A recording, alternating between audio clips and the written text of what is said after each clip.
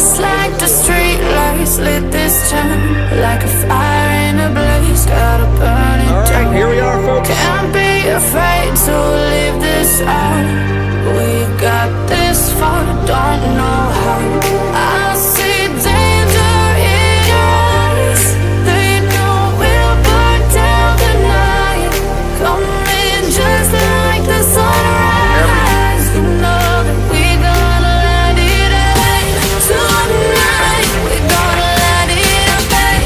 Tonight we gonna let it rain. Just like the sunrise, we gonna let it rain.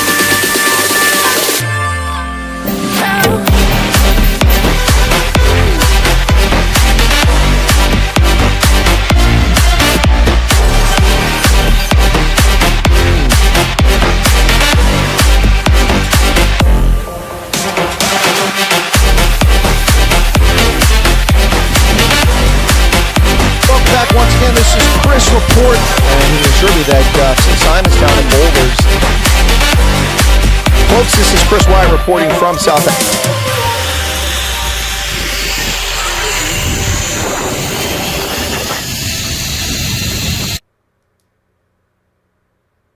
Monday, May 13th, 2024, just 2 weeks away from South Africa's potentially momentous 2024 national elections. Folks, welcome back to Chris Wyatt Reports. This is Chris live in central Pennsylvania with your daily dose, your daily injection, your daily vax against fake news, bombastic nonsense, and race hustling. We're here to call out the hypocrites each and every way we can. Good to see you all again with me in the chat and also watching from around the world.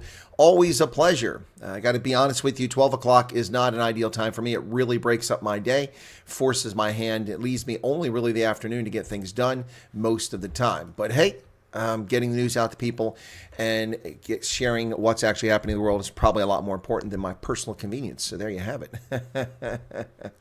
Anyway, let's talk about the chat. We got Dylan Combrick in here from the outset. Where are my timestamps? Come on, stop doing that, Streamlabs.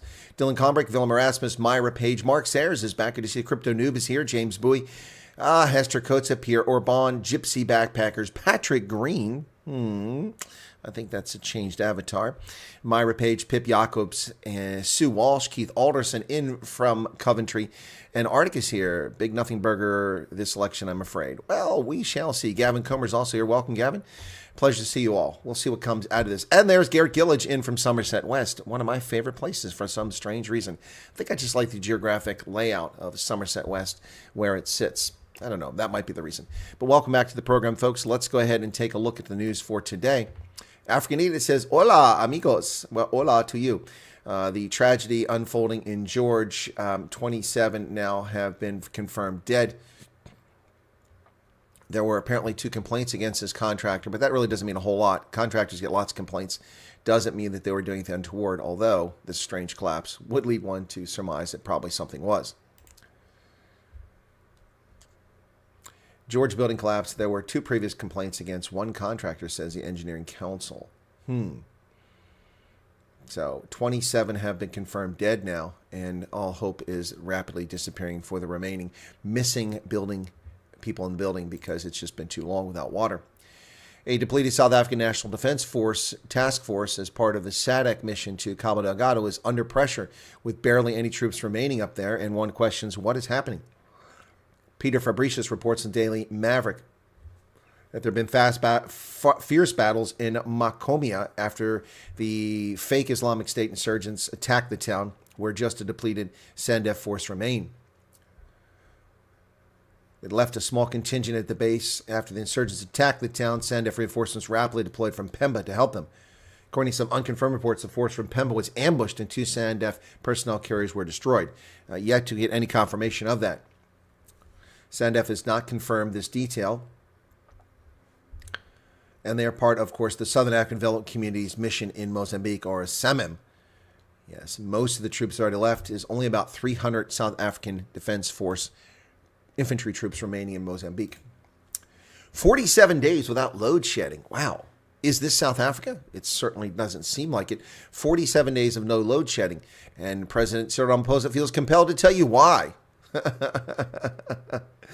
Yeah, reduced load shedding is not an election ploy, says Cyril. No, because he always tells us the truth. President Ramaphosa has dismissed suggestions to reduce load shedding as a political ploy and attribute the absence of load shedding to the Energy Action Plan. For more than 6 weeks, there's been no load shedding, which has sparked curiosity. Some people believe it's an elections gimmick. Ramaphosa dismissed, he rubbished these claims. Eskom is using these peaking plants at much lower rate than in the past years.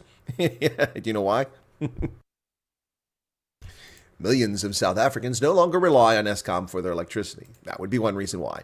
And the burning of diesel at record rates is the second reason. But Eskom's energy availability factor is the real reason that Eskom has reached 70% of energy availability factor. Yes, 53 million spent on diesel really isn't the issue, according to Electric Slide Minister Kojisencho Ramakopa. Yes, just over 53.4 million was spent burning diesel last week alone. Eskom has defended its use of these open cycle gas turbines. Yeah, but according to Ramakopa, he said that it's really not about that. It's about the energy availability factor. Year to date, it's averaging almost 60%. What an improvement over what it has been. And now he attacks detractors who take aim at Eskom, saying they've reached it for the first time, 70.78 since August of 2021. Of course, that was in the build-up to what?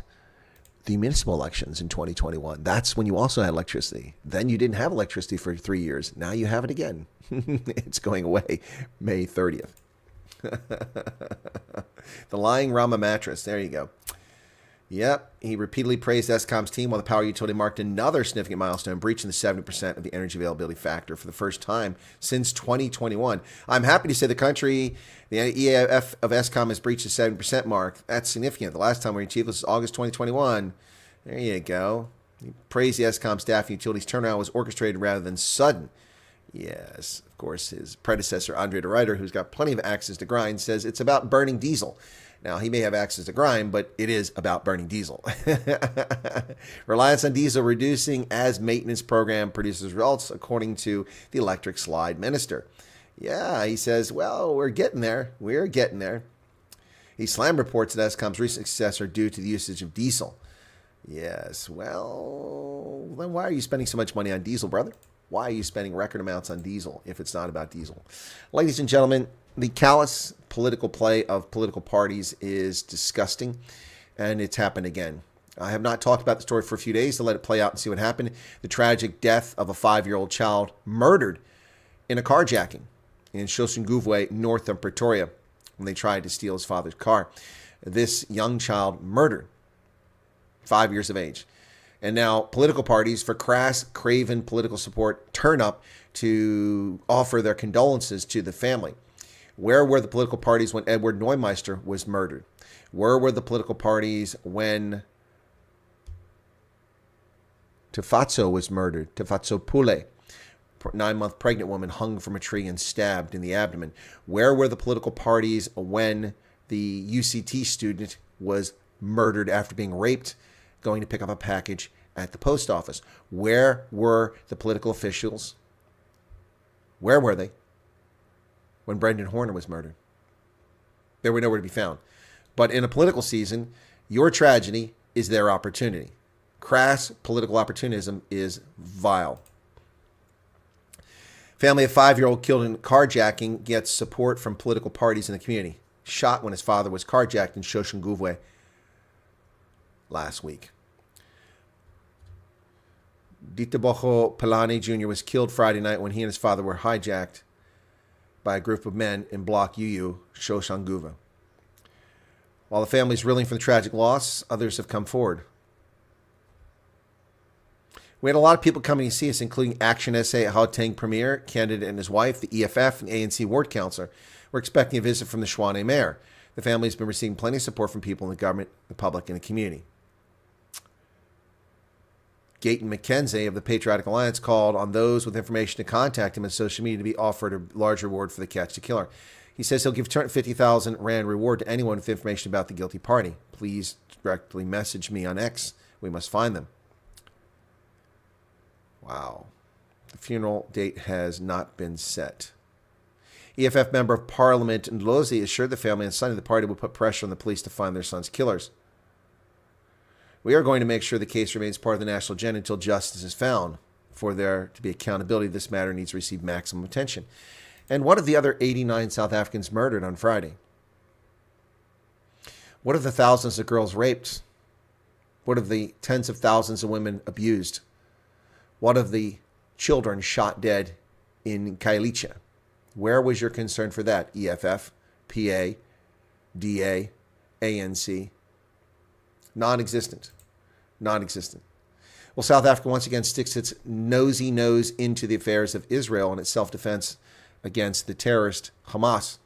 South Africa has asked the International Court of Justice to order Israel to cease its military offensive in Rafah. There is no basis under existing international treaty, no basis for such a ridiculous request.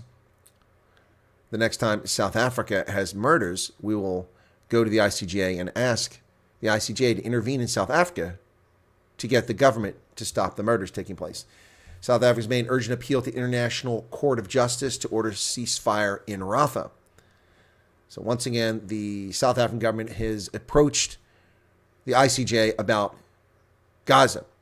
We are still waiting for the International Court of Justice to receive an application from South Africa as a friend of the court, an amicus brief for the Rohingya genocide occurring in Myanmar.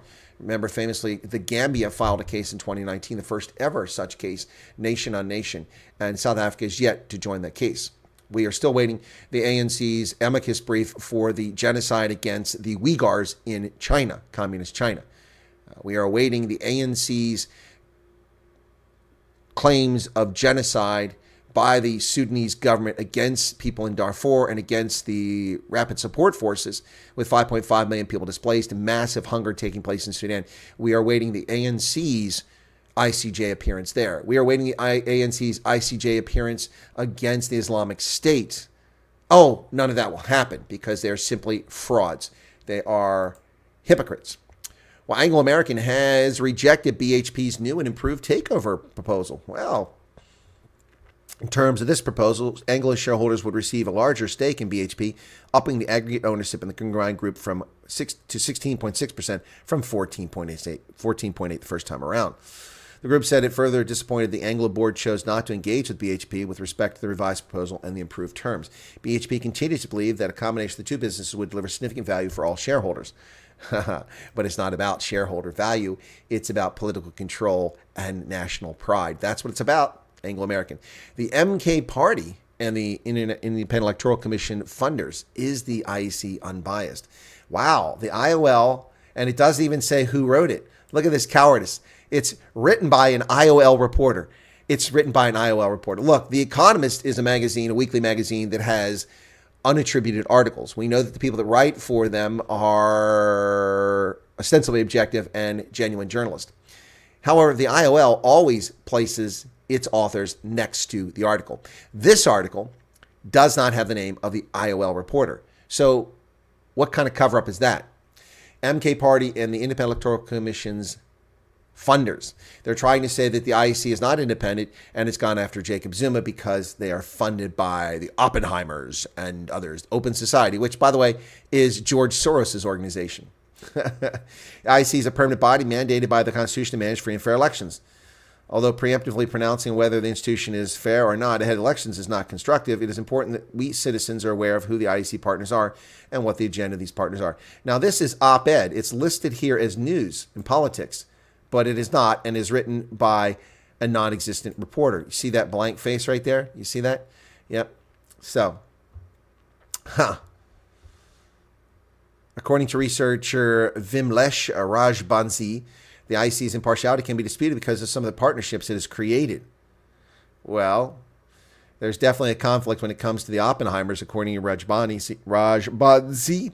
They're on record with donating over $80 million to political parties that are opposed to the ANC, the EFF and Jacob Zuma's MK Party. These parties are the Democratic Alliance, Action SA, Musi Maimani's Bill 1 South Africa, and Songiso Zibi's Rise Mzansi. The DA, Action SA, and BOSA's founders are known to be staunch supporters of Zionist Israel. Wow, Zionist Israel. And this is news? The IOL, you call this news? An unattributed writer? Wow, that is not news. That is garbage. That is absolute garbage. Now, here's the bottom line. It really doesn't matter whether the IEC is biased for or against Jacob Zuma. It doesn't. Because it's not the IEC that determines his ineligibility for parliament. It was the Constitution. Section 47 of the South African Constitution determines that he is ineligible for serving in parliament for at least 2 more years. Yeah. So who cares? Well, one of the mainstream media outlets, only one, Propaganda 24, finally covers the Democratic Alliance rally, and they underestimate the crowd. Yes, breaking new ground. DA rally attracts thousands in KZN while the IFP campaigns in Northwest. More than 10,000 people. More than 10,000 people? Yeah, a hell of a lot more than 10,000 people attended the DA's Rescue South Africa rally in Durban at Curry's Fountain.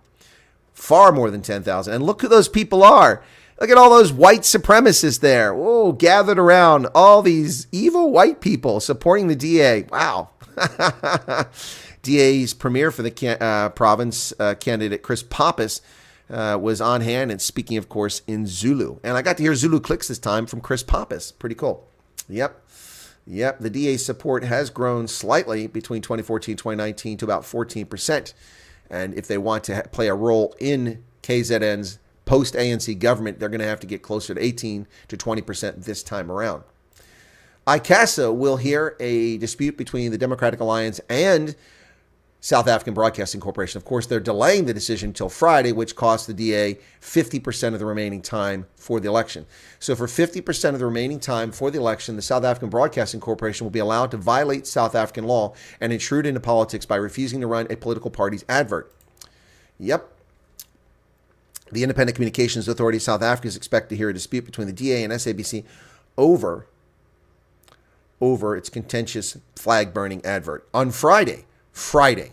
Ladies and gentlemen, Friday would make the date May 17th.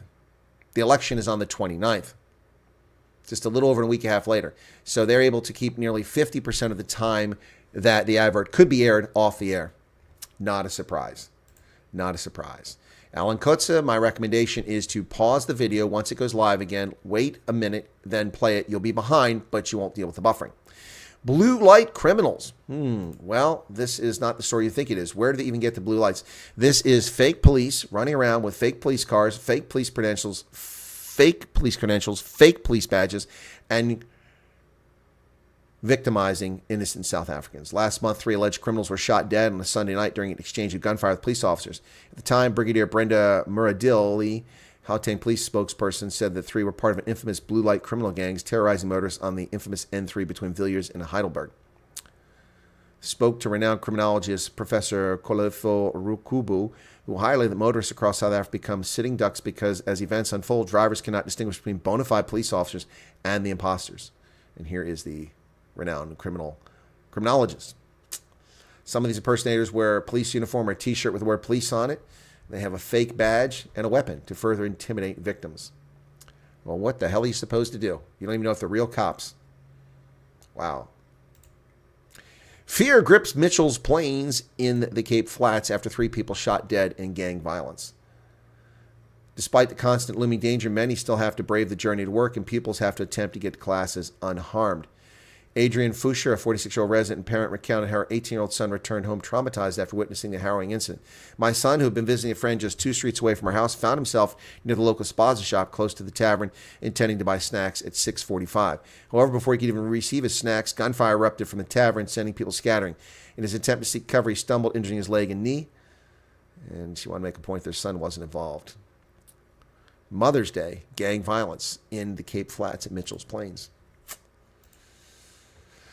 Lesotho's government makes another effort to amend their constitution. Civil society not impressed by the government's effort. Last week, Law and Justice Minister Richard Ramoletsi introduced a long-awaited 10th Amendment to the Constitution Bill and the 11th Amendment to the Constitution Bill that the government of then Prime Minister Mojoro failed to pass back ahead of the 2022 elections. The Transformation Resource Center, a legal civic group, accused the government of continued misdirection against sound counsel and advisory towards political leadership on astute principles of engagement and constitutionality legitimate reform procedures. Good Lord. What the hell does that mean? What the hell does that mean? East Africans doing without the internet, not just South Africans dealing with buffering, but East Africans as cables fail. The internet to East Africa has been severely damaged as the subsea cable has failed. All subsea capacity between East Africa and South Africa is down. with the EZ cable fault confirmed and the CCOM cable observing fault that occurred at the same time. To amplify the failure, 3 cable cuts that occurred in the Red Sea on the CCOM, the EIG, and the AAE1 all are unrepaired. Comes 2 months after a 14 March internet outage, which severely affected Africa. At the time, Cloudflare said the series of disruptions serves as a reminder of how dependent the internet is on submarine cables, which are estimated to carry over 90% of intercontinental data traffic. Wow. Only a small percentage of general use is done via satellite networks. There are 529 active submarine cables and 1,444 landing points that are currently active or under construction. Wow, around the globe. That's a lot of undersea cable, and explains why East Africa has no internet. Clashes in Sudan's El Fasher leave at least 27 dead. They come after the Rapid Support Force, who's been fighting the military for over a year across Sudan, renews its assault on the city. It's the last city held by the government forces in that area. Clashes reignited between Sudanese army and rival paramilitaries earlier this week in the key Darfur town of El Fasher. Eyewitnesses reported airstrikes, artillery fire, and machine gun clashes battering the city since Friday, when hours-long battles left an estimated 850 people displaced. At least 27 were killed, near total communications blackout, and a hospital was attacked. 2 children and a caregiver killed in an intensive care unit following a nearby military airstrike. Landed within 50 meters of a pediatric hospital. Niger says that Benin's blockade of its oil is in violation of trade agreements. Tensions between Niger, where a military junta rules, and Benin have escalated over a decision by Cotonou to prevent its landlocked neighbor from using its port to export its first crude oil, as border dispute between the two rages on. Niger's Prime Minister Ali Mamaman Lamine Zain said Saturday that Benin's blockade of its oil exports violated trade agreements between the two countries with Niamey's Chinese partners. In response, Cotonou said it would only back down once Niamey reopened its border to goods coming from Benin and normalized relations. There's a 2,000-kilometer-long Chinese-built pipeline linking Niger's Agadem oil field to Benin's port. And without that port and without that pipeline, no money flows into the military junta in Niger. What a tragedy. Not. Meanwhile, Kuwait has formed a new government headed by Ahmed Abdullah al-Sabah. Ahmed al-Atiki, Anwar al-Maduf, and Abdullah al-Adiyai retain their posts as oil, finance, and foreign ministers, retrospectively, according to a decree from the Emir of Kuwait, Sheikh Mishal al-Ahmad al-Jabir al-Sabah. Sheikh Ahmed is the Emir's nephew and was previously appointed prime minister in April. The new government comes shortly after the Emir dissolved parliament indefinitely on Friday, after a prolonged period of bickering between government and the elected parliament. Well, now they have a more pliant government that will do as they're told. An Australian judge suspends a ban on X over a stabbing video. Elon Musk had criticized Australia for the video removal order, the censorship. An Australian judge effectively lifted an order for social media platform X to hide a video of the stabbing of a religious leader, which had drawn criticism from Elon Musk as an example of government overreach. Australia's e-safety commissioner, talk about a fascist totalitarian government. They have an e-safety commissioner. They have someone to police your content. The official in charge of monitoring social media for harmful content secured the temporary order last month at the start of a hearing into accusations that X hadn't done enough to remove the video in response to formal takedown notice. On Monday, a federal court judge refused the commissioner's request to extend the order, but didn't give his reasons. Yet the final judgment remains out there.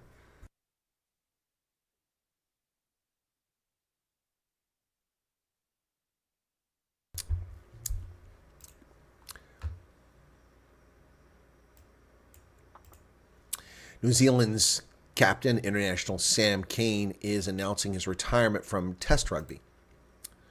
New Zealand captain Sam Cane will retire from international rugby at the end of 2024 after signing a 3-year deal with Japanese side Suntory Sungoliath.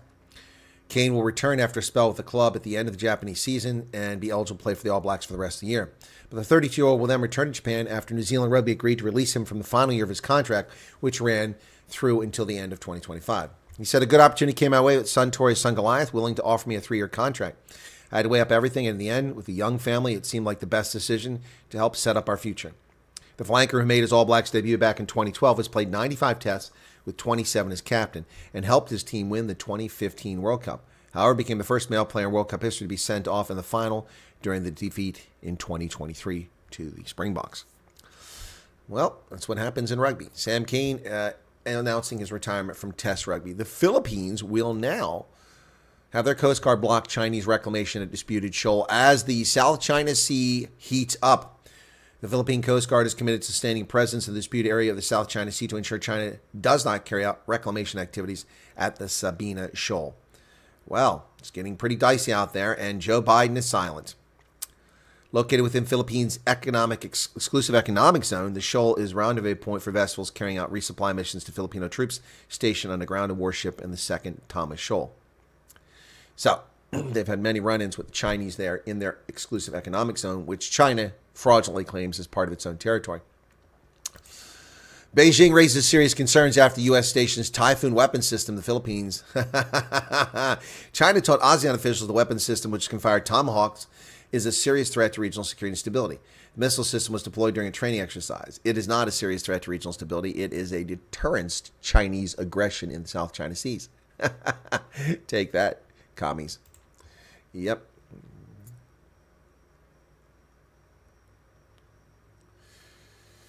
Well, there you go. South China Seas at risk.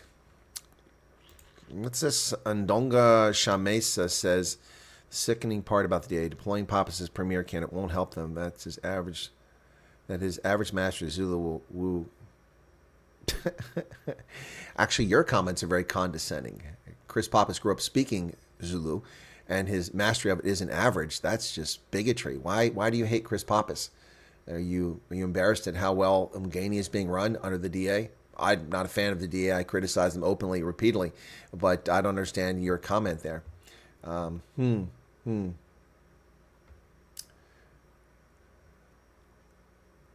George is leaving. Why are you leaving, George? Indonesia's Mount Ibu has erupted, spewing ash in clouds. The volcano remote island of Halmahera erupted at 9:12 local for 5 minutes, projecting ash into the sky as high as 5 kilometers. All right, Ndonga, I'll take your word that his mastery is average at best. So what? He speaks the language. What does that have to do with anything? Price of tea in China. Gosh, I mean, people actually try, and they're criticized for trying. The goal is not peace. What's behind Putin's wartime reshuffle of his senior military leadership? The surprise reshuffle leads to changes. In a major reshuffle in his cabinet, President Vladimir Putin is set to relieve Sergei Shoigu, Russia's defense minister for 12 years, of his post and appoint him as Secretary of the Security Council, a position previously held by Nikolai Patrushev since 2008. This appears to signal a focus on efficiency in the conduct of this war rather than military leadership, as the people being put in positions to run the Ministry of Defense are now economists and not combat leaders. Well, Germany has a plan to end homelessness. I'm sorry. You can't end homelessness. It doesn't work. It never ends. It never ends. Good Lord. This is just a fantasy of leftists. The German government has released a national action plan to eliminate homelessness by 2030. Homeless people and charities think the plan is admirable, but much too vague. Dirk Diamarski was homeless for 2 decades, living partly in emergency homeless shelters and partly on the streets. It was, he said, not something you can just shake off. It also changed the way he thought. Being homeless for 20 years was a lesson for me in every way because I used to think and act in a discriminatory and stigmatizing way myself. But in the last few years, I realized that anyone can get in this situation. It's difficult to get out of. Well, yeah, when your country is run by leftists who destroy economic opportunity and cause chaos, this is what happens. Now, he was homeless while I lived in Germany, paid my rent, met my bills, and followed local laws and customs. I wasn't homeless. He was homeless. Stigma. Now, the problem is not stigma when it comes to homelessness. The problem is mental illness. The problem is personal discipline, responsibility, and also housing affordability. People are homeless in California because of the stupid policies of leftists, which attracted homeless people to come there. People came to California to live in Los Angeles on the streets because it's tolerated. Court finds that the German government can, in fact, go after the second largest political party in the country. Court finds sufficient evidence to justify the classification of the far-right party as a threat to democracy. Wow. Talk about afraid of public discourse. Talk about the afraid of free speech. The German government, the fascist totalitarian government of Germany, is terrified of free speech and terrified, falsely linking members of the AfD to some plot to overthrow and go after minorities. German court has ruled that domestic security services can continue to treat the far-right Alternative for Germany as a potentially extremist party. Wow. The ruling delivered today means the intelligence services retain the right to keep the party under surveillance. The AfD, which is running second in the polls and hopes to secure a significant number of seats in upcoming regional European Union elections, has said that it will appeal this idiotic decision. The court finds there's sufficient evidence that AfD pursues its goals that run against the human dignity of certain groups and against democracy. Really? Well, the gang rape of German girls runs against human dignity and democracy, and that is perpetrated by criminal alien invaders, which these political parties have allowed to flood Germany and then try to stand up for the rights of the oppressors. Wow. The Federal Office for Protection of the Constitution, Bundesverfassung für Verteidigung, Germany's domestic intelligence agency, charged with protecting the democratic order from extremist threats, classified the AfD as potentially extreme in 2021. So they're using this to go after AfD politicians. Yep. This is crap. They are terrified of the truth. Elections next door. Well, Mexico's cartels are picking candidates and killing rivals. You think things are bad in South Africa. You think things are bad in South Africa. Try running election in Mexico. Yeah, more than 24 candidates have been killed leading up to June 2nd vote. Hundreds more have dropped out of the races as a consequence of the terror, the domestic terror being imposed by criminal syndicates. This time, Vili Ochoa brought reinforcements. This time, unlike the last time, he was ready for cartel attacks. He was accompanied by 3 truckloads of National Guard troops, 2 state police cars, and flashing red lights. He rode in his own bulletproof SUV and a complement of muscular bodyguards. He was making sure they don't firebomb from a drone. This is what it's like to run for the Senate today in Mexico. You're at risk every minute, the candidate said. Organized crime groups are turning Mexico's elections into a literal battleground, making the campaign this year one of the deadliest in the country's modern history. More than 24 candidates have been killed leading up to the June 2nd vote. Hundreds have dropped out of the race. More than 400 have asked the federal government for security details. The armed group's goal is to instill friendly leaders in local offices so they can better exploit Mexico's communities. Wow. Wow. You think South Africa elections are rife with fear and concern? Try being a candidate in Mexico. Donald Trump is now leading 5 of 6 battleground states, and not insignificantly. A new set of Times, not exactly friendly to Trump, the New York Times and CNN polls, including one with the Philadelphia Inquirer, a Trump-hating media outlet, reveal an erosion of support for Joe Biden among young and non-white voters. In Wisconsin, Trump is trailing Biden 47-45. However, in Pennsylvania, he is leading Biden 47-44. In Arizona, 49-42. In Michigan, 49-42. In Georgia, 49-39. And in Nevada, 50-38. Donald Trump is crushing Joe Biden. The fact that Joe Biden gets anything above 5% of the American electorate to vote for his geriatric, confused, not knowing what's going on mind is comical in itself.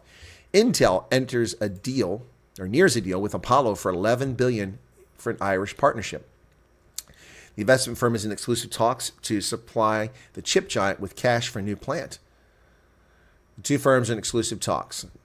Apollo's high-grade capital solution business, which typically provides financing large investment-grade companies, is spearheading the deal for the asset manager. Wow. Under Chief Executive Pat Gelsinger, Intel is building or expanding factories in Arizona, Ohio, Ireland, and several other locations aiming to capitalize on surging demand for chips. The new factories are meant to support Intel's 3-year-old contract chip-making business with aims to compete with industry leaders Taiwan Semiconductor Manufacturing and Samsung Electronics. Wow, $11 billion in financing for Intel. Columbia University woke lunatic rips up her diploma.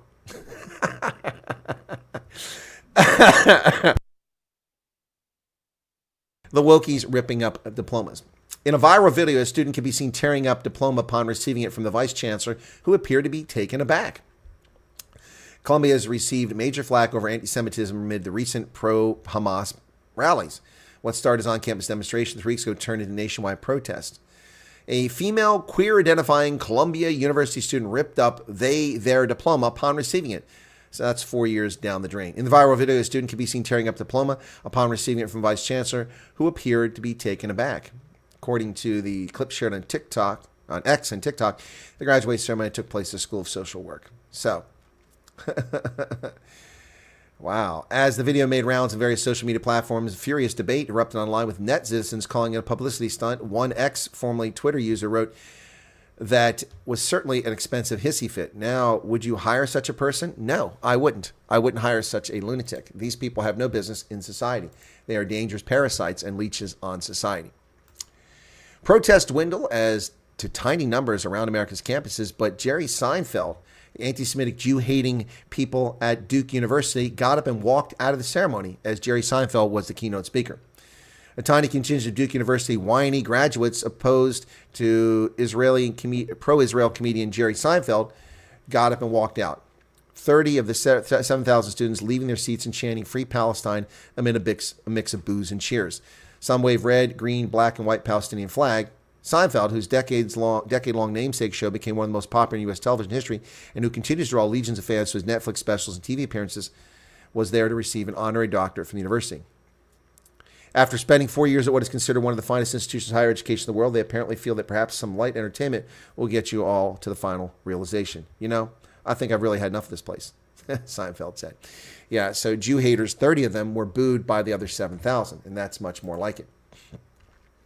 Department of Justice seeking 11 years in prison for the son of a well-known conservative.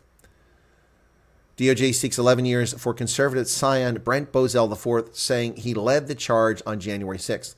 Federal prosecutors are seeking more than 11 years in federal prison for convicted January 6th defendant Brent Bozell IV, the son and grandson of two men who shaped the American conservative movement in the 20th and 21st centuries. Bozell, also known as Zeker, smashed windows at the Capitol building on January 6th and was convicted of a host of charges in September, including 5 felonies. He was scheduled to be sentenced on May 17th. Federal prosecutors in a sentencing memo filed late Friday sought a terrorism sentencing enhancement for Bozell, saying that his actions were intended to affect the conduct of the government and that he made preparations January 6th because he believed that the presidential election had been robbed and thus planned to respond through violence. So his father is saying that, of course, this is politically motivated. He did commit crimes. He should go to prison for that, or at least face a penalty. However, this terrorism enhancement is clearly a politically motivated effort. Well, folks, let me get to the chat. Then I'm going to get back. We're going to talk about the worst tourist traps in America. And I'm going to tell you that I've been to many of them. And I'll tell you if I agree with the assessment here. So let's see who's in the chat and say hello. Right. Okay, where do we leave off at? The expectation that black people must vote for the DA as their supposed savior is bizarre. It's like expecting chickens. Who has the expectation that black people should vote for anybody, Ndonga? If anything, the expectation is black people must vote for the ANC. And I've seen it up close and personal in Rietvlei in Northwest Province when I interviewed the Gogo, who has no electricity, no abolition unit, no paved surface roads, no mobile or fixed clinics anywhere within 30 kilometers. When I interviewed her, I said to her, "May I ask you, Ma, do you vote?" She said, "Yes." I said, "Well, thank you. I appreciate that." She said, it's my civic responsibility. I said, "I agree. I vote in every election myself here in America." And I said, "May I ask, whom do you vote for?" She said, "I vote for the ANC." And I said, and I looked around and I said, "Why do you vote for the ANC?" "Because I'm supposed to." Because I'm supposed to. Ndonga, I don't know where you're getting this black expectation. Black people are supposed to vote for the DA. No one expects that. That's ludicrous. They have to fight to get black votes, and they are doing that. One of my friend's husband was hijacked and killed. They have a 4-year-old child. I'm so sorry to hear that, Allison. When did that happen? Brother was hijacked and killed in 2007. Sorry, Patrick. Yeah, it's just so many thousands of victims of the ANC's malgovernance. How about the children murdered in a pit toilet? No investigation needed answer yet. Well, RJ, I talked about that. I talked about the 3-year-old extensively over a week ago. Richard Lemmer's here. Patrick Vanella, welcome back. Soros changed the name.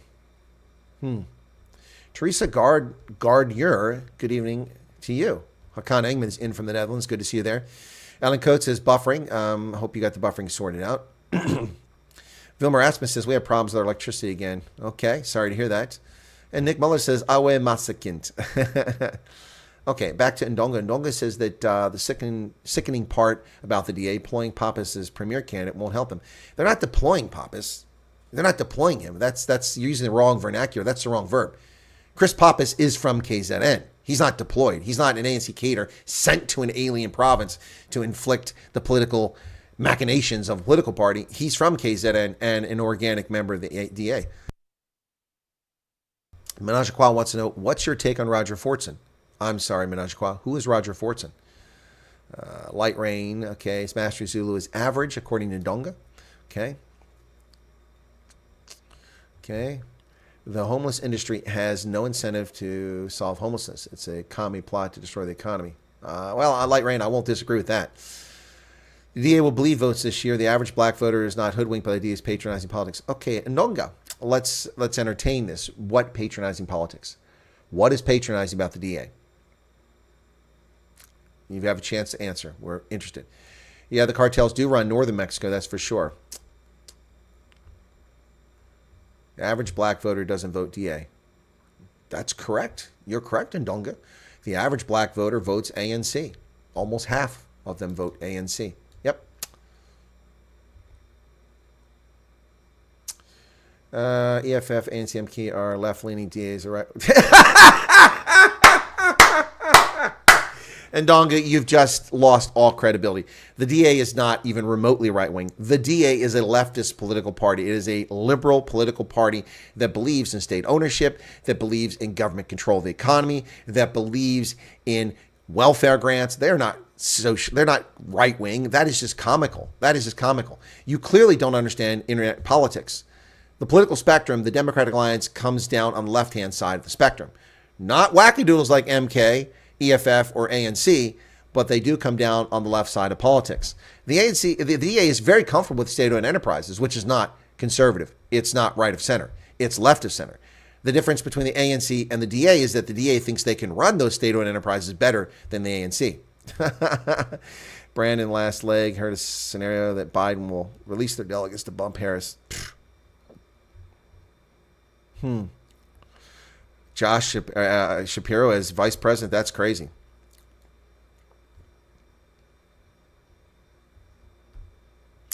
We got jumped around here. Let me get back where I was at. Chat. I haven't lost the plot. In fact, I found the DA thinks that black voters are simpletons. They ostracize. Where do you get this horse shit from? The DA thinks that black voters are simpletons. Actually, the ANC thinks that black voters are simpletons. They do. Did you pay attention to the Mbizo in Northern Cape, in which they introduced Cyril Ramaphosa, and this is what they told the people who they just gave food parcels to? They said, first, the food parcels have nothing to do with the elections. Yeah, 19 days before election. No, we're just giving out food parcels. It's just an Mbizo. It's our sixth one. Yeah. Okay, so that's insulting to the black voters who were there. Then after that, they said, you do realize that the president will receive his last paycheck on May 15th. It's up to you to ensure the ANC returns to power so the president remains in office and gets his next paycheck on June 15th. Are you frickin' serious? You want to talk about patronizing and thinking people are simpletons? People who have no income, no water, no hope, deal with gender-based violence, violent crime, living in the Northern Cape, getting food parcels from the ANC, are being told it's their responsibility to ensure that a man given $200 million worth of equity without any business acumen, without any sweat equity or toil on his part, that this scumbag, Munir Palapala, his salary as a government official is up to these poor people. It's their responsibility to ensure that he has a salary. Who gives two flying flips about Cyril Ramaphosa and his salary? Go live off of your ill-gotten gains, Munir Palapala.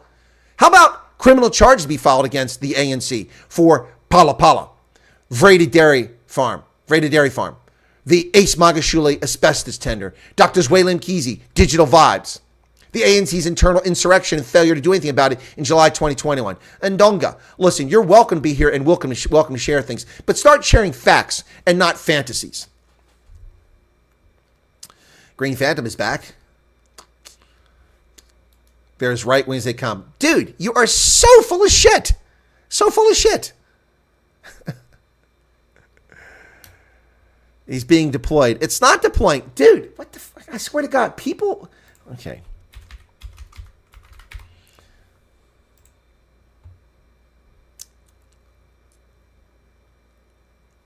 Never mind. I'm not even going to go into it. That's just, it's a waste of time. All right, so why am I buffering now? I'm buffering too. YouTube is having problems today. I couldn't get analytics earlier. Still not there. YouTube analytics are not there. Nope, not there. Not there. And now I can't get this. There we go. It just finally came up to show me I'm still live. YouTube is having all kinds of problems today. Anyway, top chat. I don't want top chat. I want live chat here. Okay, there we go. All right, we're live. The average voter doesn't vote. That's true, too. Papa is being redeployed. Okay, so he's not being redeployed. He's in KZN. How far is How far is Umgeni from Durban? It's an hour. Okay. All right. Roger was an Air Force soldier that was killed inside his own off-base apartment by a cop that mistook his place for someone else. Here in the States, Menage a Trois. Yeah. Now, I did see that story, but I really haven't paid much attention to it. Freedom Front is the center party. No, Freedom Front is not a center party. Freedom Front is right of center. They're not right wing, but they're right of center. The DA wants to do away with social grant. That's bullshit. That's fucking oh my God. Oh my God. Okay, let's where do you get this horse shit from, Ndonga? I'm glad you're here. Let's just go to this, okay? How about actually doing something? So, DA, look, I don't like the DA, and you got me defending them here because you're just spewing horse shit. DA election manifesto. Here we go. All right, let's find out what they put in here. Okay, where's the grants? They've actually offered to increase social grants. Hang on a second. DA social grants. Democratic Alliance.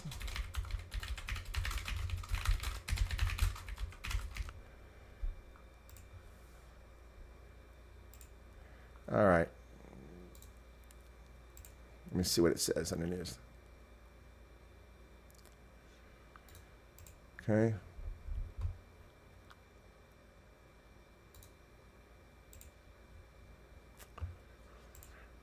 Okay.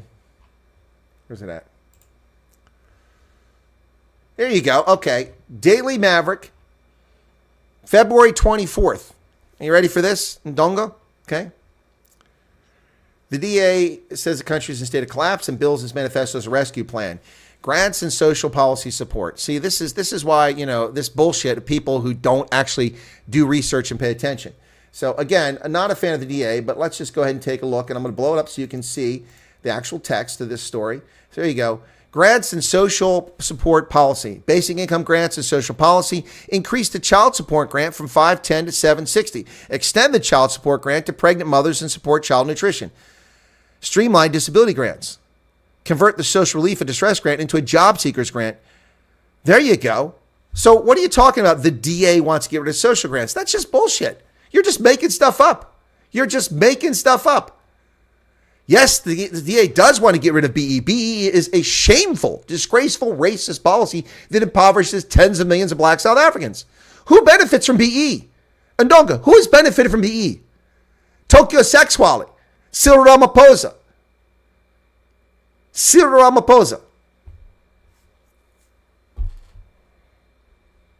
Patrice Motsepe. Not the average South African you're talking about. Not the average black South African. They have benefit jack squat from it. BE is a disgrace. It's racist. It's absolutely racist. It's just cheap engineering. Look how the DA led marginalized areas, black areas. Oh, and okay, Ndonga. And how is the ANC led black marginalized areas? The 3-year-old children dying in feces in the Eastern Cape. 63 million rand allocated by the national ANC government to Port Elizabeth, Nelson Mandela Bay, Ghana, for infant and child feeding programs. 63 million fucking rand. Returned to the national government because the morons under the ANC running Nelson Mandela Bay couldn't spend the money. And 15 black and colored infant and small children died. Get your facts. Stop your bullshit. This is why South Africa's fucked and America's fucked. Because people are too lazy to find the truth out. Mike says, do you see any write-ins for you in the general? Mike, I'm not pursuing that. No, I'm not pursuing that. South Africa kind of, it's not right wing. Right wing is equality. That's not right wing. That's liberal. Racist BE legislation is illiberal.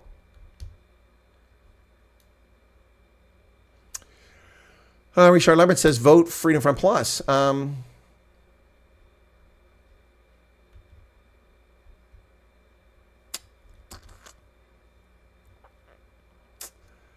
BE is the way. BE is not just tenders, includes employment access. No, it doesn't. No, okay, look. No, stop. Stop the delusion.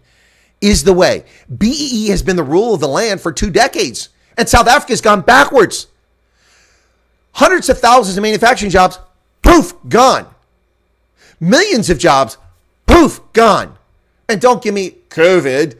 or the 2008 financial crisis. No. Other countries, Singapore, back stronger than ever. South Korea, back stronger than ever. Vietnam, stronger than ever. The United States, despite not being stronger than ever, much further down the road and progressed economically since then. It's not that. It's BEE is racist. It's shameful. And it causes poverty. How do you not see that? Employment access. See, what you're talking about is preferential racist treatment. Just like I covered in the discussion yesterday from the leader of that organization. Let me see if I still have that damn thing here. I got rid of that yesterday. But he talked about how let me see if I saved that. I know my text here. Hang on a second here. Is this it? No, that's Mackenzie. Where's this one at? There it is. Yeah. Here we go. Yeah, the National African Federated Chamber of Commerce. Yes, and this all came about because a piece by the Black Business Council Chief Executive Kanki Matabane painting a bleak picture for black industrials. There aren't no black industrials. They're just parasites who've gotten connected information. So what do we got here? What did he say here? Here we go. Tshidiso Matona, the head of BE Commission, said BE was a mixed bag. He said to totally say BE has failed is not true. Yes, there are problems, but some deals are working well, and we even have black billionaires from these deals. You shouldn't have black billionaires. You should have all black people uplifted if it was actually working, not a handful of privileged elites. We now have black entrepreneurs who own 100% stake in companies and are even supplying government. That's not entrepreneur. An entrepreneur is not someone who is supplying government. That's comical. An entrepreneur creates jobs, creates applications, creates industries, spawns development. And supplying government, that's just another form of patronage. And we even have blacks who are company directors. Woohoo! Yay! Hercules, Hercules, Hercules. You got blacks who are directors. What the fuck does that mean? Jack squat. Doesn't mean anything. Doesn't mean anything. Are they competent? Are they qualified? Were they the best choice? God, the stupidity of this. So what black entrepreneurs, what have they invented, funded, or developed? We even have black billionaires. Of course you have black billionaires. Handing out equity to connected ANC stalwarts will create black billionaires at the neglect and expense of all South Africans, especially black South Africans. Under the ANC, we now have 3 times as many black South Africans living in abject poverty as we did under the racist National Party. Yet Ndonga is sitting here attacking the DA, who doesn't control 90% of South Africa. The ANC does, who controls no national competencies. All national competencies controlled by the ANC for 30 frickin' disastrous years. Ndonga, where do you get your nonsense from? Someone's got access to professional opportunities in finance law. We still face obstacles in white. Did you earn it, Ndonga? If you earned it, well done. Bravo. But did you earn it? Are you making a claim that you couldn't get access based on your merit? Then make that claim.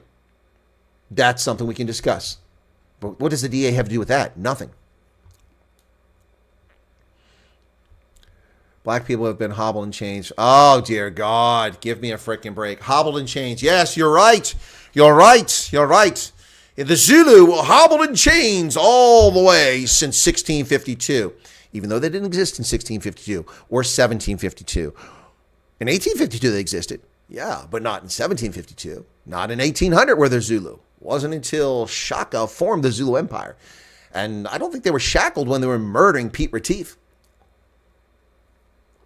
That's 300 years of propaganda bullshit, Ndonga. Most black South Africans weren't even in contact with anyone other than the Khoi and San up until after the 1700s. Oh, the ANC is gone. Ndonga, they've lost. They may be able to form a coalition, but they will not give 50%. BE made me start my own business. I'm mechanized and can do all my work myself. Don't have to employ anyone. Exactly. Well, scientists, you've just hit the nail on the head. The MK, the Patriotic Alliance, the EFF, the ANC all claim that the DA is racist and is poor at running the Western Cape. Okay, let's accept that premise. Why does everybody move there?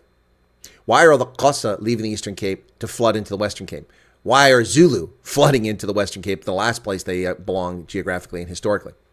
Of course, for South Africans, they can live wherever they want, but you get my point. Why are people flooding in the Western Cape? Why has the Cape Flats gone from a population of a few tens of thousands to 800,000? Why? Spatial irregularities? No. Because people occupied land illegally and demanded services. And guess who brought them the services? The government in the Western Cape, which for all but a 5-year period or 4-year period has been the Democratic Alliance.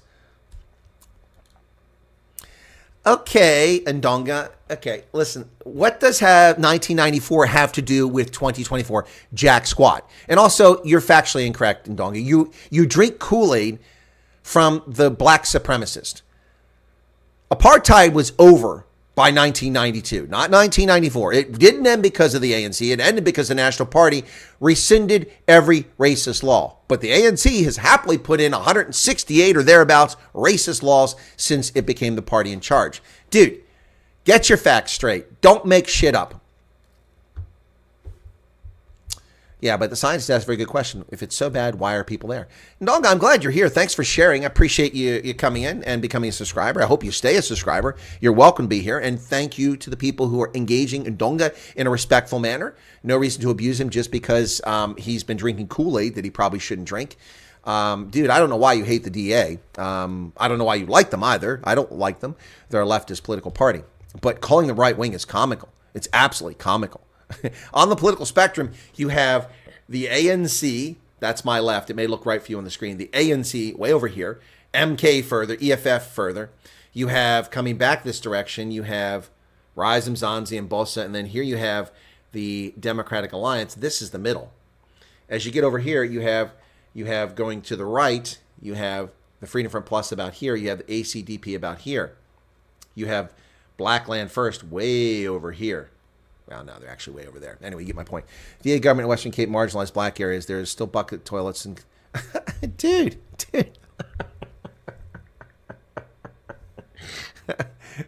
There's no toilets in primary schools, 400 primary schools in Eastern Cape. None. Not a single one. Pit latrines. And every 6 months, a child dies in one of them. Who runs that? The ANC. Dave Reiki watched my video on the PA. Thank you. Well, okay. Cool beans. I'm glad you liked it. There are still buckets in Khayelitsha and Guguletu. Yeah, and? What's your point? 30,000 people lived in Khayelitsha in 1994. The only part of the Cape Flats that was designated as a area by the previous government. 30,000 people. Now, it's 180,000 people. Whose responsibility is that? So let me put this thing, let's just solve this very quickly here and show you, Ndonga, from your example, why you were wrong about the DA. The DA thinks it's their responsibility to put toilets there. The ANC says it's their responsibility to put toilets there. It's not. The government didn't install my commode. The government didn't install my plumbing. I fucking paid for it. I borrowed money and I pay it back every month with interest. And it sucks. With that money, I could travel the world, but instead I'm paying a bank because I'm a responsible person. It's not the government's job to make a shitter for me. That's my job. It's not the government's job to provide me electricity. That's a private corporation's job. And if I don't like them, I switch to another one. It's not the government's job to give me internet or to make sure that my internet is 12% earned by black Americans because 12% of the population is black. That's stupid. That's not what governments are for. Governments are for national security and common shared interest and to ensure a level playing field. BE is not level. It's racist and skewed and harmful to all South Africans. Why don't the people in Khayelitsha put their own frickin' toilets in? Why don't the people in Mitchell's Plains put their own toilets in? Why don't the people in Belleville the people in Belleville do put their own toilets in? Well, imagine that.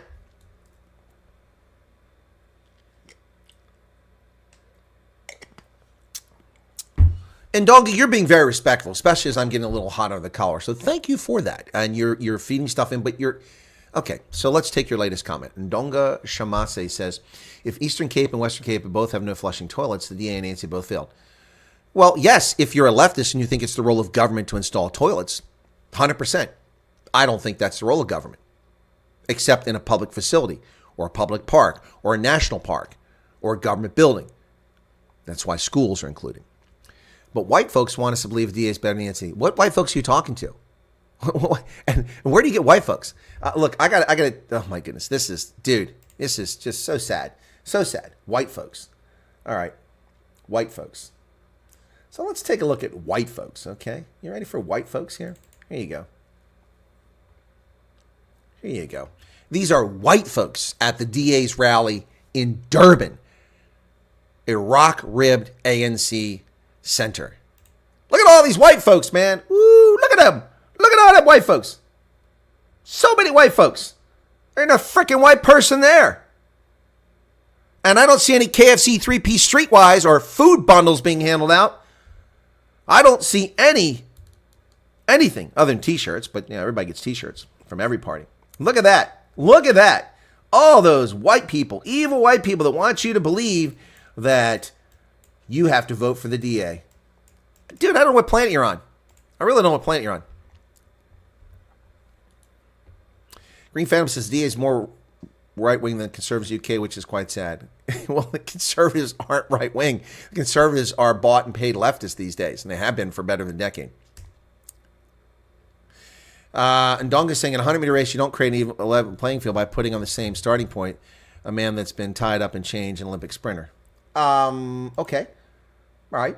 You make a fair argument, but it's an illegitimate argument. It's fair, the argument you're making, but it doesn't apply to South Africa. The majority of South Africans were born after the ANC took over. After the ANC took over. Over half the population in South Africa was born after the new dispensation in 1904. Only one party has ruled the country since then, the ANC. The ANC has stolen trillions of rands meant for development. The ANC has stolen trillions of rands of equity meant for black folks. Had the ANC done what I suggested in 1994, we wouldn't be having this conversation. But it's not a legitimate party. It's a corrupt liberation party that are pigs at the trough for themselves.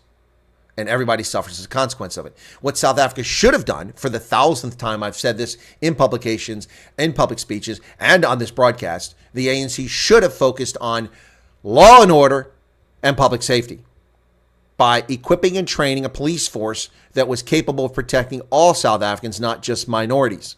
But they failed. And a justice system that prosecuted criminals. The ANC should have focused on education, but instead of focusing on education, speaking of hobbling someone, who do you think has been hobbling South Africans since 1994? The ANC.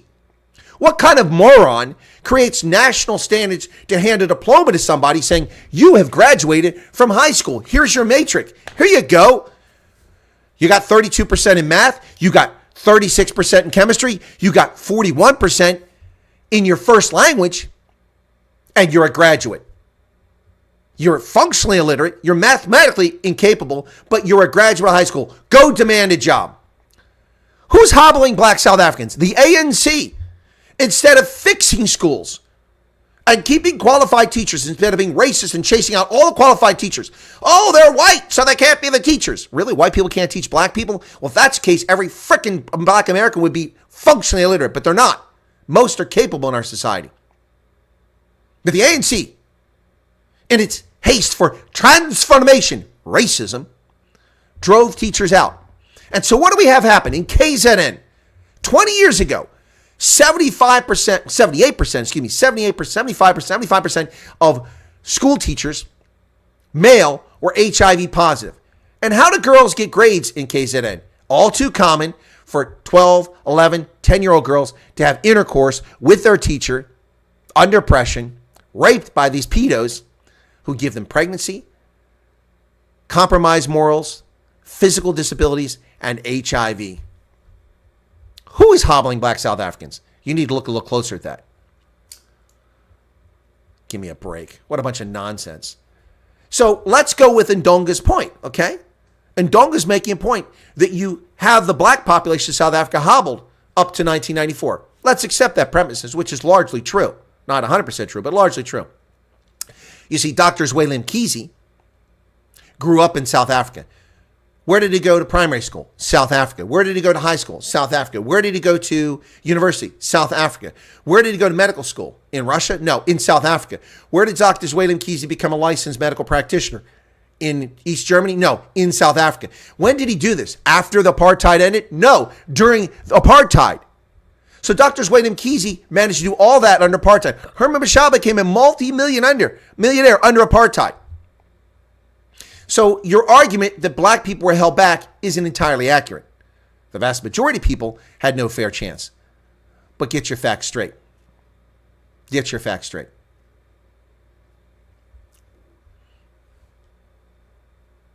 Poverty moves from generation to generation. Child, a poor person will be forever poor. That's horse shit, Ndonga.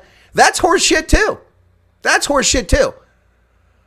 I can point you to several black South Africans who grew up with nothing and have made it despite the ANC. Despite the ANC. And I am a case in point right here. I grew up in abject poverty, not in South Africa, but in America. Lived on public assistance, had to use food stamps, colored food stamps to go to the store to buy food. Free lunches in school. And free federal, state grants to go to university and a student loan. Now, I don't live in poverty. I've achieved a lot in my life because poverty is demoralizing.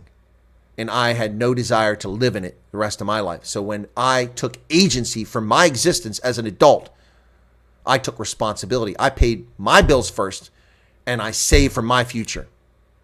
And I learned to invest. I taught myself, and I become successful. South Africans can do the same. Have quit allowing victimhood to be the norm. So not generation to generation. It's generation to generation when the population is dumbed down and they think that the DA is at fault for black South Africans. They're not. They're not the answer, but they're not at fault. The ANC is at fault. Patrick says, I knew already by 1996 it was a slow road to the 60s Congo. Yeah, well, we're headed there. Well, Cyril Ramaphosa is a disaster. Lobohang Madika, thank you for subscribing. Appreciate it. Kia Loboa. Welcome to the program. Yeah. So, Ndonga, will you admit that Cyril Ramaphosa is a disaster? The amount of theft that's taken place under Cyril Ramaphosa now exceeds the state capture era of Jacob Zuma. The disastrous foreign policy of sticking your middle finger up to your biggest trading partners and supporters in the developed world, the West, has been disastrous. And there have been no positive, tangible outcomes of being part of BRICS or turning towards Tehran, Moscow, and Beijing. But the ANC does it anyway. Will you admit that Cyril Ramaphosa has been a bigger disaster than Jacob Zuma? Primary school education in Mozambique is classed by quantities. Most black kids are in genuine quintile 1, the lowest standards. They have no fair chance. And who does that? Ndonga? Who's responsible for that? 30 years now. That's 3 generations of South Africans. Who bears the responsibility for what you just stated? You're coming on here attacking the DA. The DA doesn't run education policy. Blade and Zamande does that. And Angie Motseka, they do that. The ANC sets that garbage you're talking about. Nobody else. Nobody else. The ANC. Your beef is with the African National Congress. Whether you vote for Rise Mzansi, Action SA, the DA, the Freedom Front Plus, UDM, I don't care. But the ANC, MK, and EFF are not the answer. My LLM research at Georgetown Law was in inequality in South Africa. I say BE is necessary for the next 20 years. Well, Ndonga, I'm not going to call you a racist, but you support racist policy, which is patently unfair. I didn't have jack fucking squat to do with apartheid. So why must I give 30% of my equity to someone who didn't do jack shit to take the risk, to raise the funds, to work his ass off like I did, to raise that equity, to build a business, to employ South Africans? Why should someone based on skin pigmentation, Tokyo sex wallies, mixed race kids, why should they get my equity that I've earned, that I've created for the jobs I'm building in South Africa? You support racism. That's what you do. That's what you do. And of course Georgetown supports that. The religious-based Georgetown has abandoned faith and has become a leftist bulwark of nonsense. N says, wow, this man needs to study African politics. He must think this is America, some Western country. DA is kind of, the DA kind of politics, no chance majority. Wow, N. Wow, you must learn to do a little research and learn who the frick you're talking to. You don't know jack squat. I've spent more time in Africa than you have. Not in South Africa. I've lived everywhere in Africa. Tunisia, Liberia, Botswana, Malawi, Niger, Mauritania, Uganda, Ethiopia, and worked in over 40 African countries over the past 3 decades. Rebuilt militaries after civil wars, built HIV clinics, ran education programs, built schools and clinics as dug wells, hunted terrorists, taught militaries to obey the law, observed elections. And you're going to sit here and come with your bullshit? Please. You don't know what you're talking about, N. Fake account. Fake account. The colonists were looting and pillaging. I agree, Ndonga. The Nguni-speaking colonists did loot and pillage from the Khoisan for 1,000 years, chasing them into Kalahari in the Northern Cape. It was horrific. Absolutely horrific. 100%. And then the Europeans came and did the same thing. 100%. 100%. LGBTQ is now BEE. Wow, that's interesting. Where is N at? Welcome to the party, N. Obviously, you know nothing about me. Not a damn thing, or you would have made such an idiotic comment. See, this is the nonsense when people spew their hatred. I don't care for the DA. I've called them out multiple times. They're a left-of-center political party that believes in state-owned enterprises and welfare. I don't. Having lived in poverty, I know the demoralizing impact, and Dong is talking about generational poverty. That exists because hope is gone. That exists because governments interfere. We have generational poverty in the black community in this country that didn't exist before. It exists now because of the Great Society garbage of Lyndon Johnson in the 1960s, and by normalizing single motherhood, particularly in black communities. 78% of black kids in this country are born illegitimately. And virtually none of them have any involvement from their fathers in their lives. 45% of Hispanic kids are born illegitimately. 25% of white kids are now born illegitimately, and 9% of Asians. This is an epidemic of irresponsibility. And it's no better in South Africa.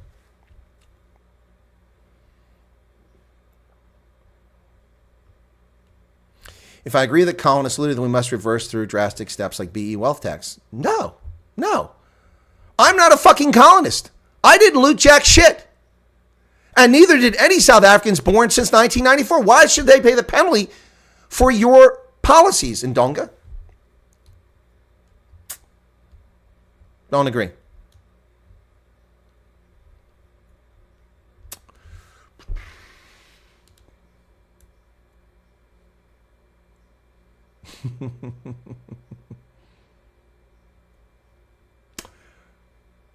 Yeah, Dave says, the moment you let your government be your stepfather, it'll crush you. Exactly. That's exactly what happens with fatherless families. Yep. So I agree.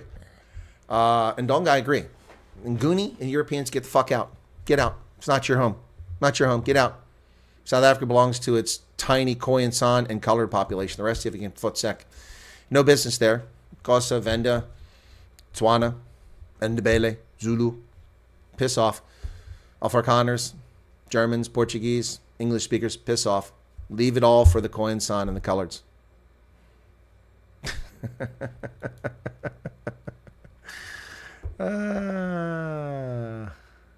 Throw in ears more, B won't happen. Old Dylan says I was born here. Well, apparently it doesn't count, Dylan. Apparently you're not African unless you're black. Never mind the fact that Africa is full of Arabs who aren't black. It's full of Asians who aren't black. And there's a fair number of whites of European origin who aren't black. Never mind that. Never mind the fact that pygmies, never mind. Never mind the Neolithic people from the northeastern part of Africa, from Sudan and the Somalis. Never mind that. Never mind Ethiopians, yeah. I don't know where Ndonga lives. Ndonga went to Georgetown, according to his own statement. Wealth tax. You are completely got the world upside down. Wealth tax hinders economic development. It's asinine. Joe Biden is proposing a wealth tax in America on assets, not on income. That's even more insidious. See, Florida has this thing. It's called the intangibles tax. This is why I'm not a Florida resident. Never mind the fact that it's full of bugs and the humidity is horrible and too many freaking people live there and it's flat as a pancake. All those things are very negatives for Florida. I could never live in a place like that. But on top of that, they have an intangibles tax. They have no income tax, but they have an intangibles tax. So if you save and invest and you do well and you make a profit and you build something, on profit, you pay taxes. Okay, that's income. We can say that that's a fair thing. But in Florida, if you have a $100,000 portfolio, you have a tax every year. If the value of your portfolio on the date they tell you that you have to tax it is this level, but then the market collapses down here, you're screwed. You don't get the tax money back. That's immoral. And that's what Joe Biden is doing to wealthy individuals who will no longer put their money into the economy. It'll be given to a corrupt government that has gone from a $1.8 trillion budget in the year 2000 to a $7.4 trillion budget in the year 2025. Now, $2 trillion of that $7.4 trillion is deficit spending. The money does not exist. So the federal government must go into the capital markets and steal money from the capital markets, hindering economic growth and weakening our currency by burying us in debt, taking capital out of the markets that's no longer available for business expansion and job creation. The government will waste that money through handouts and misuse of funds and funding gay museums and queer this and pronouns and all kinds of regulation, stealing from the private sector. And oh, by the way, that $7.4 trillion budget that Biden proposed for 2025, $1 trillion, $1 trillion, 3-4 times the size of South Africa's entire economy is interest, not principal, interest on that debt that these jackasses have put in our lap for 40 years in Washington, D.C. This is what happens when leftists and communists take control of your government.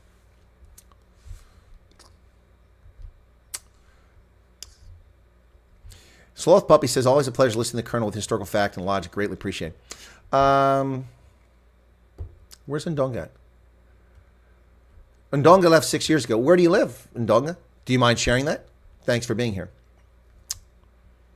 Elizabeth Warren and Bernie Sanders want real net wealth tax individuals like in France. Even UN proposed a wealth tax. Listen, Ndonga, if your vision of the world is the United Nations, then you really have a skewed worldview. The United Nations, I've worked with the United Nations extensively all over Africa. They are a joke. They're an absolute joke. The United Nations is run by lunatics who think that they know how to run the world. They don't. We live in a Westphalian system of states. It's an anarchic system.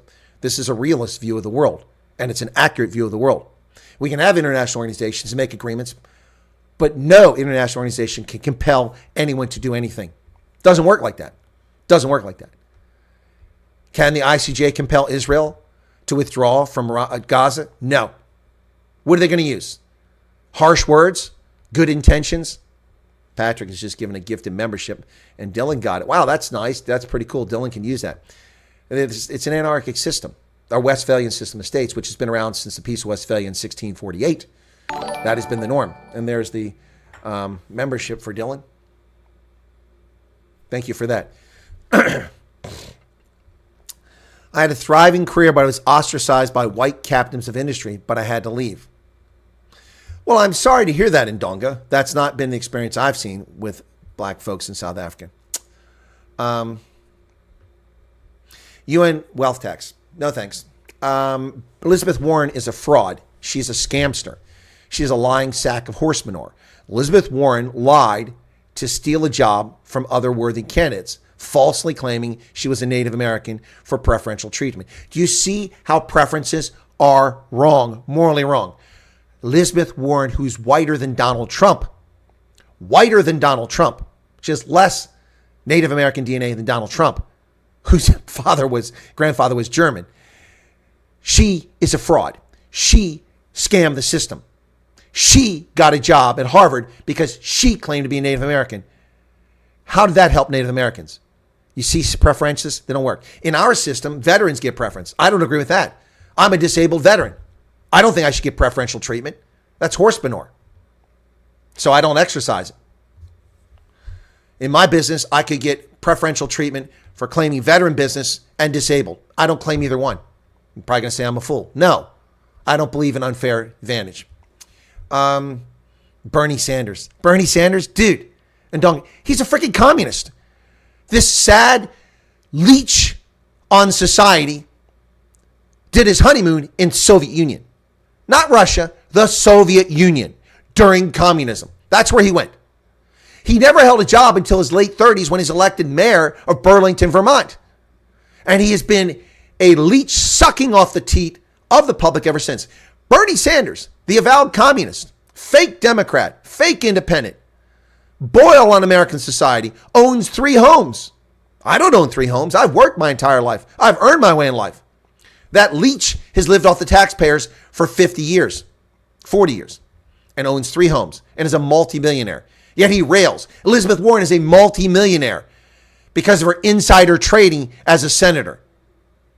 Yet these people claim they're rich. Oh, you've picked the wrong examples. You want to pick examples of doing the right thing? Then pick Warren Buffett, who's a lunatic leftist despite being fabulously wealthy.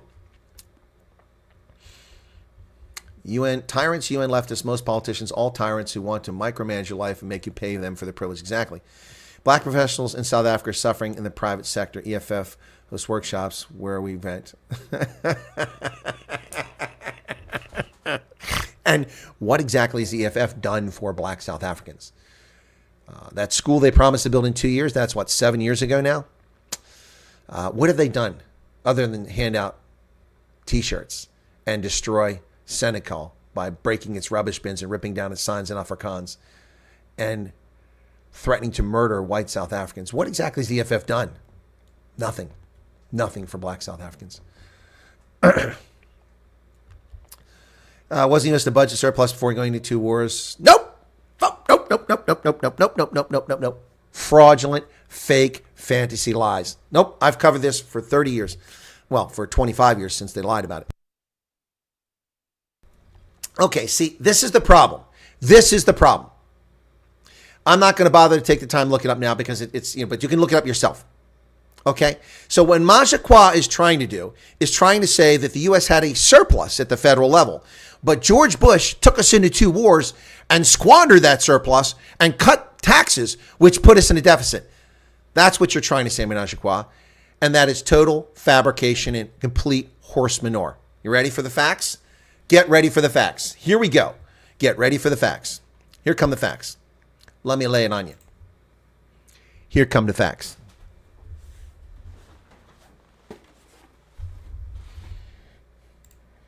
I felt the need to put a cowboy hat on since you're talking about George Walker Bush. The compassionate conservative, which is also horse manure. He wasn't a compassionate conservative. Let's talk about that. Let's talk about that story. Okay, first off, Bill Clinton and Newt Gingrich, Demon Rat, Rhino. Well, he's really conservative. Demon Rat and Republican claimed a budget surplus in the year 2000. Ladies and gentlemen, that is pure, absolute bullshit fiction. There was no budget surplus. You see, in the year 2000, after welfare reform pushed by Newt Gingrich and the Republicans forced the federal government to quit giving money out to people in such extensive levels, the economy continued to grow because of the IT revolution, not because of anything Clinton did. The federal government in 2000 reported a $187 billion surplus. Yay! Except it was all lies. It's all lies. You see, Social Security is supposed to be separate. Social Security are payroll taxes that are supposed to go into a fund that is used to pay out benefits to beneficiaries. But for 30 years, the federal government has stolen every penny in Social Security. So what they did in 2000 is there was $367 billion of surplus Social Security taxes collected from workers like me. That was supposed to sit into a fund, that $367 billion. But the federal government transfers that $367 billion into the general treasury. And then they spent much of that money, and the $187 billion left over wasn't in Social Security. It was considered a surplus in the federal budget. A total fabrication and lie. There was no surplus. The last legitimate federal surplus in the federal government occurred under, of all people, Richard Milhouse Nixon in the early 1970s and was on the order of something like $34 million, something like that. That's the last time. We have been deficit spending since the 1970s in this country. That's a fact. Number one. Number two, Menage a trois, tax cuts. The Bush tax cuts increased the amount of money to the federal government by reducing income taxes and by reducing the capital gains tax. Look at the revenue that came into the federal government. It grew exponentially. If you go back to the year 2008, the amount of revenue accrued by the federal government after 2 rounds of Bush tax cuts and 2 wars, the amount of money accrued to the federal government from fleecing it from our pockets in federal income tax was larger than at any point in U.S. history. The irony of that statement is that the year 2008 was a disaster from October, November, and December in the calendar year, 3 months when the market imploded. But the market was so good and the government made so much money off of capital gains and income from January through September that it eclipsed every year in the history of the United States that year. The single highest year. Now the federal government, which was taking in about $1.4 trillion in income tax in the year 2000, takes nearly $4 trillion out of our pockets and still spends $2 trillion in deficit. Those are the facts. Wars are not why we're in the shit. Tax cuts are not why we're in the shit. Tax cuts are the only reason the country hasn't collapsed. Good Lord. Leftists and their ideas. Simpleton fairy tales told by political leftists. Well, George, we went to Iraq for oil. Which American companies do business in Iraq? Let's see. Not a single freaking one. Not one. But the Germans are there. Total is there. British Petroleum is there. All the Europeans are in Iraq. We're not. We get no money from Iraq. We don't even get our oil from there or from Iran. But we went to war for oil. What a bunch of horse manure. Juvenile. This is sort of people that these Ivy League graduates get. Too lazy to do the research, too susceptible to the propaganda, listening to whatever nonsense they hear. You don't believe anything I've said, and if you're still here, or you just came in to say that, or Ndong, if you don't believe it, go look it up. Everything I just said is a demonstrably provable fact. And if you prove that I'm incorrect on the facts, not on your interpretation of it, then I'll admit that I'm incorrect. Bring it on. Bring it on. Everything I said is demonstrably provable. It's factual. Sanders is the son of Stalin. I don't know about that. Anyway. All right, so back to where we were. Ndonga says South Africa needs an LLB, first class to pass, tax at Georgetown Law. Hope that helps. Not really. I'm still confused, Ndonga, about what your degree is. It's an advanced degree, though. Why did I say I forget that Bill Clinton just got lucky with the IT boom? He did. Not just the IT boom. 3 things converged to spur the 1990s economic growth in this country. Number 1, the downsizing of white-collar jobs in America in the late 1980s, early 1990s under George Herbert Walker Bush. Nothing to do with him, but the economy was limping along. And corporations like Kodak and General Motors fired and laid off hundreds of thousands of white-collar workers in their 40s and 50s who had never been without work. And those are people who voted for Ross Perot in large measure in Bill Clinton in 1992. That's why Bush lost. So the downsizing, getting rid of the corporate fat, made those companies more competitive. So when the IT boom came in the mid-1990s and innovation occurred, we created economies out of thin air like this. There was no YouTube in 1995. There was nobody making money selling advertising here and making money off of it. There were no content creators doing this sort of thing. That's all been created in thin air and ingenuity in an entrepreneurial economy. And then on top of that, the Bush administration and the Clinton administration colluded with the Federal Reserve, which is ostensibly an independent body, to keep interest rates artificially low to spur economic growth. So low interest rates, a downsizing corporate America, and an IT boom led to unprecedented economic growth. But they all give Bill Clinton credit for it. None of those things he had anything to do with. The only thing he had anything to do with was reducing federal spending increases. That's it. That helped, but that's not why we boomed. That's the facts. That's the facts. Okay, so the day Hani got his end, we were working at the Red Sea coast. It came over the radio. We laughed. And I'm sorry to hear that, Patrick. Chris Hani. He's a communist. Both parties in charge. It's supposed to be a stalemate. Ask the question, not made an accusation. No need to shoot the messenger. How come positive facts? I'm not shooting you, menage a trois. I'm not shooting you. All right. My apologies if it came across harsh. Not. You ask lots of good questions and you're a great viewer, so don't take offense. There's none intended, menage a trois. How come the positive facts have not addressed our debt under both parties? Because they have something to gain by continuing this gravy train. What politician profits from being honest? You tell me, menage a trois. I was honest with voters. I told them the truth. I didn't win. What politician in which party comes up and says Social Security in its current form is not sustainable? We are going to have to means test people. Nobody gets reelected for that. Nobody gets reelected for cutting unnecessary federal spending. Nobody's going to get reelected for cutting defense spending, which is out of control as well. Nearly $1 trillion for defense. That's ridiculous. I'm a strong national security guy. I'm a 37-year Army veteran. But $946 billion for defense, that's off the charts, bat crap crazy. We need to restrain government. But who gets elected on that? They all profit from it. And they'll continue to profit from it until the world collapses. So they're not going to do anything. They're not going to tell the truth. Everything I just said is demonstrable facts. You can look them up. In fact, now that we're doing it, let's do federal budget over years.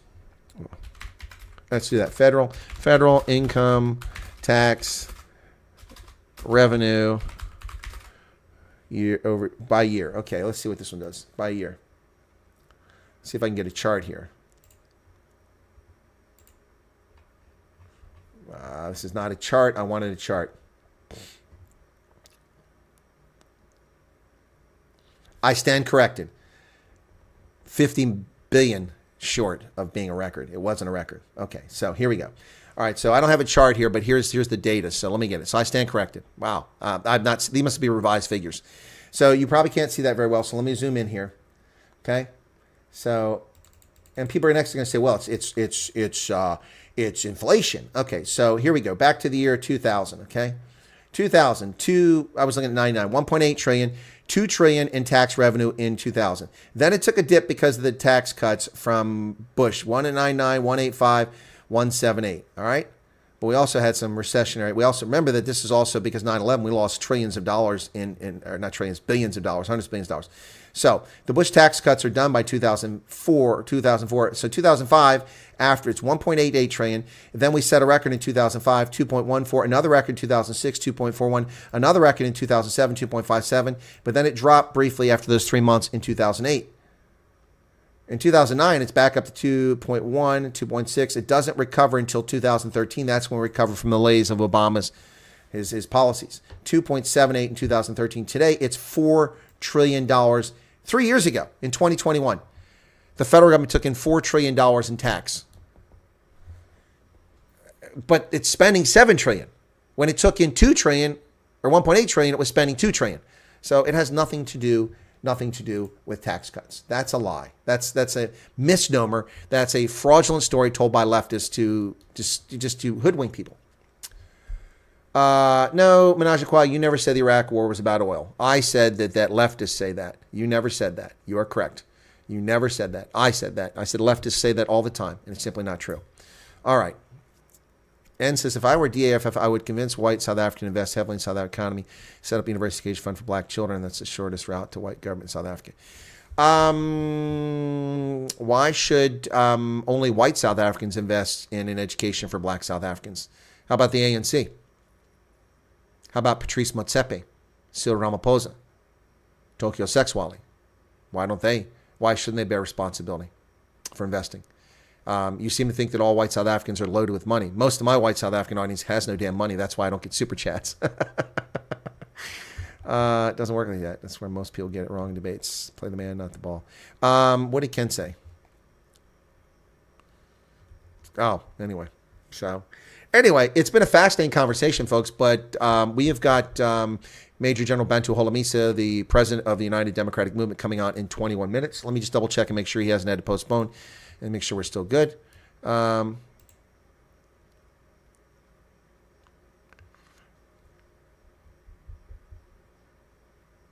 on a second.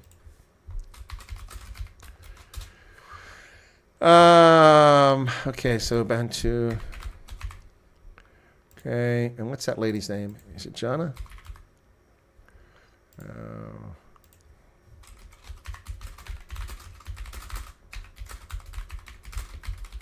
Before I wrap up, I don't want to wrap up if we're not going to have our guest on. So we'll have General Bantu Holomisa on here. Well, I was really going to take a lot of time to prep for that, but anyway. So ANC cannot invest, struggling sometimes. Yeah, well, the ANC can't pay their staff. I'm talking about the money they fleece from taxpayers and the money that we loan them from the African Development Bank, the IMF, the World Bank, and Western countries that they seem to squirrel away in places. Let's not be attacking guests on the program, folks. Let's not do that. If people are in the chat, again, let's be respectful here. Neither of the people who are disagreeing with me, or three actually, are being disrespectful. So probably the closest to being honest, and it cost him along with Lee Atwater. Yeah, no, Menage a Trois, you're right. George Bush Sr. was probably the closest to being honest as a president, but he was not popular. I voted for him. I thought he was my favorite president for a long time. But yeah, he made a promise of no new taxes, and he did taxes, and people remember that. Yeah, Dylan, let's not be attacking N. So that's unnecessary. Okay, that's not needed. So N, you purport to be a black man. Where are you from, if you don't mind sharing? If you don't mind sharing. Anyway, God bless it. Oh, so his mustache is getting carried away today. Sorry. It's like, yeah, Bancho Holomisa. I'm just double checking, make sure we're still good for that. Let me send it to him. Whoops, that's not what I wanted. Shoot. I was trying to copy this text. Copy selection, and I want, okay.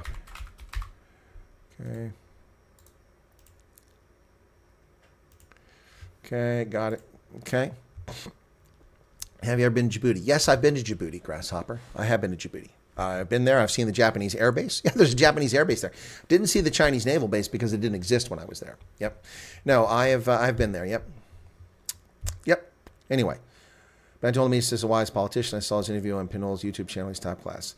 Ndonga, General Holomisa and I are colleagues, and I've interviewed him multiple times, and we've had breakfast together and coffee together several times. Yeah, he is a very wise man, a very good man, and he's all class, absolutely all class. Yep, so George likes it when I get angry. Well, I wasn't really angry. I just, look, it's, guys, Ndonga is completely wrong. The DA is not a right-wing racist party. I love hearing that. That's just so comical. They're not even right-wing. They're left of center. Yep. Pirates still having success out there, Grasshopper. Yep, pirates are still taking vessels off the coast of Somalia, despite all these folks being in Djibouti. Anyway, so yeah. I'm just looking to see if I got a response from them before I end this stream. The general has read my message, so hopefully he'll respond in a moment. So, yep. No, Bantu Holomisa tonight, Reverend Kenneth Mishwe on Wednesday. Also have the Conscious Clerical on the program this week on Wednesday as well. We'll be talking at 7 p.m. about race laws in South Africa. The Sharks did not win. What are you talking about, George? Sharks did not win. The Sharks choked their game. I covered that on Rugby Ascendant. Gosh, bless, something's pointing in my nose here. Anyway, the Sharks choked away a victory and lost. Werner Kolk had one of the worst games I've ever seen for Werner Kolk. Patrick, be nice. Don't make me delete people's comments here. Anyway, yeah, so, but Ndonga, listen, brother, your worldview is wildly askew. It's not socialism, communism, and get whitey that's going to solve South Africa's problems. A market-based economy in a level playing field and improved educational outcomes and social responsibility are what will solve South Africa. Unfortunately, not enough people seek those outcomes. Jay says, interesting, passionate, but respectful back and forth. Enjoyed the stream. Yeah, no, it's been mostly pretty respectful back and forth with the comments. And thank you, Ndonga, for the comments. And N, thank you for the comments as well. And all my regular viewers, thank you for your comments. Appreciate you being here. Yeah, Pinol. People asked me to speak to Pinol, and Pinol and I, if I remember correctly, were in a chat, and he agreed to come on, but that never went anywhere. So George says I must have heard some fake news. Yeah, you heard fake news, brother. The Sharks lost 25-24, if I recall correctly. Yep. Yeah, the Stormers won big time on Friday, but they were atrocious for 70 minutes, and then just like that got it together late in the game and won big. 44-21, I think it was. Then the Bulls had a big 27-point lead and then screwed up in the last 15 minutes and barely held on to win 40-34. The Sharks lost by a point after leading most of the game. And then the Lions came back and won their game as well. Bonus points. So that's what happened for the rugby. Right. Let me double check, see if I got a response back here. All right, so, yep, General has responded. So I'm going to break here at 1:45. Thank you all for being here. Thanks to the new viewers who popped in, and please come back. And don't take my enthusiasm as an attack on any viewer here. I haven't attacked anybody. including Menage a Trois. Thank you all for your comments. I do appreciate it. But I just get tired of the leftist narratives about tax cuts and balanced budgets and wars and all. That's just all fantasy. What is true from the wars in Iraq and Afghanistan is we did sacrifice our national treasure to the tune of $3 trillion, which could have been much better spent doing something else. Yeah. We had no business staying in those places as long as we did, and we should have just pulled out of them as soon as we get to results we're looking for, because nation building is an idiotic exercise. Only the people in a nation can rebuild a nation. Outsiders can't rebuild a nation because it takes will. And if there's no national will amongst the indigenous population for change, then there won't be change. They have to do it. You can help them, but they have to want it. And that's not what happened in Iraq. That's not what happened in Afghanistan. And they didn't have the will. So we wasted a lot of money and a lot of national treasure and a lot of lives, especially American lives. Anyway, folks, thanks for being here. We'll see you in about 14 minutes with Major General Bantu Holomisa from the UDM right here. And you'll be redirected to Ronaldo if he's still on when this ends. And hopefully you'll come back from Ronaldo to this one. So we'll catch you shortly. Thanks a lot for all the spirited conversation. We do appreciate it. Cheers, everybody.